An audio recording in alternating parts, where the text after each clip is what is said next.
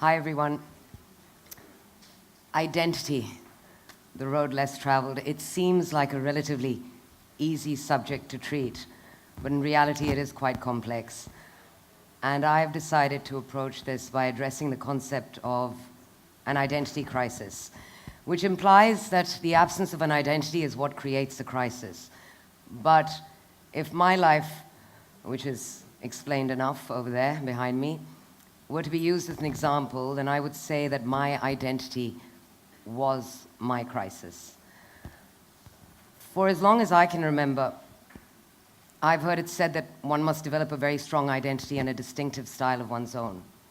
I think most of us deliver the same advice, whether it be by a parent, a teacher, or some such figure of authority.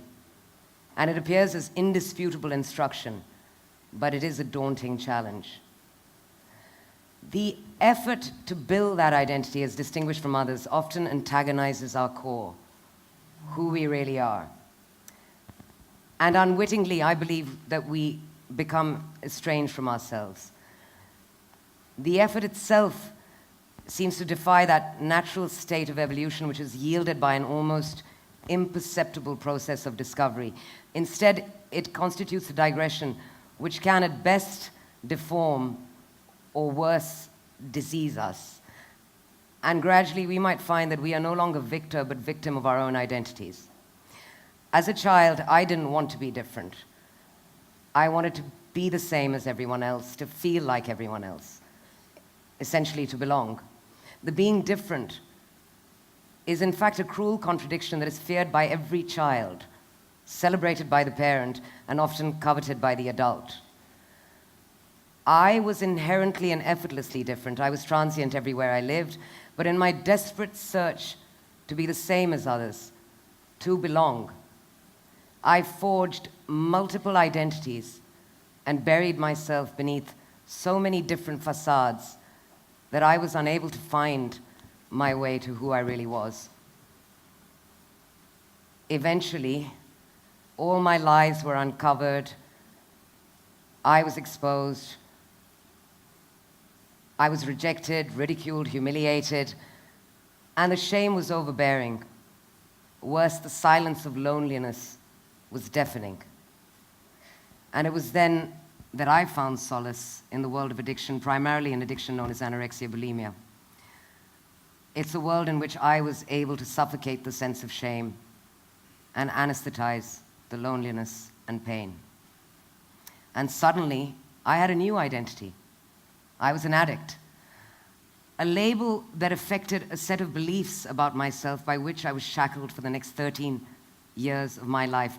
In my frenzied search for an identity, I actually stumbled upon one that held me prisoner. I didn't understand that addiction wasn't a consequence, that addiction wasn't a consequence, it was a cause.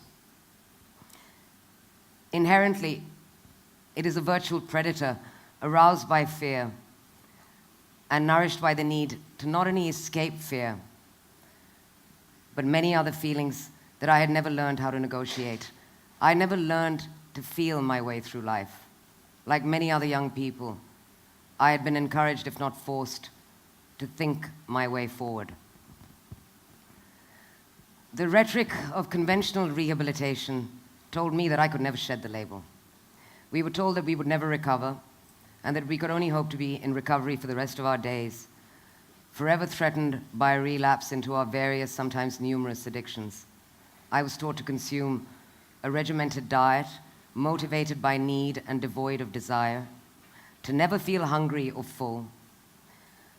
In short, like every other addict, I was instructed to evade choice and avoid sensibility. But that isn't a solution. It is a sentence of imprisonment that simply transfers an addict from a prison of addiction to a prison of recovery. I do believe that we need to learn how to make the right choice.